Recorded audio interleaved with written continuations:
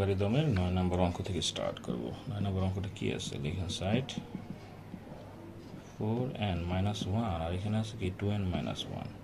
4 মানে কি 2 স্কোয়ার আর এখানে n থাকবে আর এখানে 2n - 1। এখন আমরা পাওয়ারটাকে এক্সচেঞ্জ করবো, এখানে n দিয়ে উপরে স্কোয়ার দিব আর 1-এর উপরে মনে মনে একটা স্কোয়ার দিয়ে দেবো আর নিচে যা ছিল তাই। পরে সেকেন্ডে দেখো কি হবে, তাহলে a স্কোয়ার মানে b স্কোয়ার সূত্র কি a plus b a minus b, আর এখানে কি a মাইনাস বি, একটা তো আগে থেকে ছিল।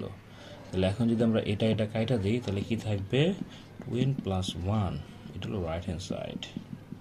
তাহলে কি করতে বলছে, প্রমাণ করতে বলছে, লাস্টে প্রুভড লিখবা। ঠিক আছে বন্ধুরা, তো দেখো কিভাবে লেফট হ্যান্ড সাইড থেকে আমরা পুরোটা লিখলাম। হ্যাঁ, এখানে 4 আছে তাহলে আমরা 2 স্কোয়ার লিখতে পারি, উপরে n যা আছে তাই হবে।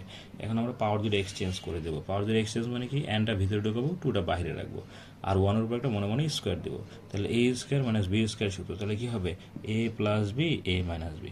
দেখো নিচেও a মাইনাস বি, উপরে a মাইনাস বি, এই দুটা কাটাকাটি করলে a প্লাস বিটা থেকে যাবে, যেটা রাইট হ্যান্ড সাইড আর হলো প্রুভড। ঠিক আছে বন্ধুরা, তোমরা টেনে দেখে